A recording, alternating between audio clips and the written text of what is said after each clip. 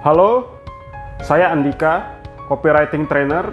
Kayak yang udah kamu tahu, bahwa tanggal 17 November nanti, saya dan Mbak Khairunisa bakal ngadain webinar eksklusif bagi kamu fresh graduate atau career switcher yang ingin memulai karirmu dengan mulus di bidang copywriting dan digital marketing. Nah, ini sedikit bocoran PPT yang akan kita bahas nanti. Ya, ini sesi saya. Nah, nanti kita akan mulai dengan kenapa mesti berkarir sebagai copywriter. Ya, di sini ada beberapa info seperti media marketing sekarang udah berubah dari tradisional ke digital, kemudian pengguna internet Indonesia itu udah nyentuh 216 juta orang, alias 80% total penduduk. Kemudian sosial media terus berkembang ya. Kalau kita ingat TikTok itu dia booming di Indonesia itu tahun 2020 ketika pandemi, nggak ada yang nyangka. Kemudian ada juga Clubhouse, yaitu audio based. Lalu baru-baru ini ada Threads yang menjadi threat atau ancaman bagi pemain besar Twitter, ya. Kemudian belum lagi kayak LinkedIn, ya sekarang sudah berubah menjadi platform untuk belajar, ya, di mana banyak konten-konten berkualitas. Yang mana sebelum 2023 ini LinkedIn masih sepi, ya belum banyak konten carousel. Nah, jadi memang kalau kita perhatiin landscape atau media-media marketing sekarang memang sudah berubah menjadi digital, ya. Nah, tetapi ada tantangan. Nah, apa itu tantangannya? Digital ini orang-orang udah disodorin terlalu banyak konten, ya, baik itu konten edukasi, hiburan, dan juga promosi. Ya, sehingga apa? Sehingga attention span orang-orang ya itu udah super pendek, sudah menjadi 7 detik. Ya, itu tantangan pertama. Ya, kemudian kedua, cara hasilin tindakan. Ya, karena kan copywriting itu kita ingin menghasilkan tindakan dari calon customer. Ya, itu sudah sangat berbeda dibanding dengan channel tradisional. Ya, kayak kita nulis untuk persuasi atau promosi di sosmed, ya, itu berbeda dengan nulis copy di billboard. Ya, nulis copy di landing page itu tentu berbeda dengan nulis copy di flyer. Ya, nah jadi memang sangat berbeda. Dan perusahaan juga tentu harus menyesuaikan ini. Gitu, makanya karir kamu sebagai copywriter ya itu demand-nya tinggi banget, apalagi kita sekarang sudah masuk ke era AI.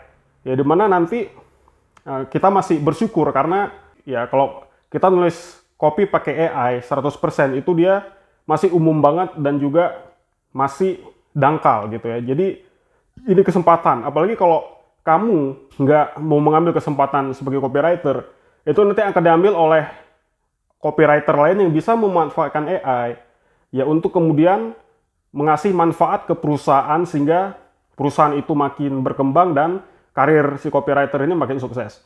Ya, kemudian tantangan ketiga, skeptisisme orang-orang ya atau rasa ketidakpercayaan orang-orang itu di era digital ini makin tinggi.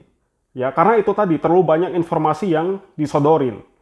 Ya, sehingga marketing zaman era digital sekarang ini ya harus jangka panjang. Ya, jadi kalau zaman dulu kirim flyer kan itu bisa langsung gampang. Kita bisa langsung jualan di flyer atau di billboard. Ya, tapi sekarang di era digital, apalagi kalau perusahaan baru, harus marketing jangka panjang, harus membangun kepercayaan dulu dengan orang-orang. Jadi makanya harus kasih konten dulu, edukasi, menghibur, ya, sehingga kata Seth Godin itu harus membangun tribe. Ya, membangun loyal audience.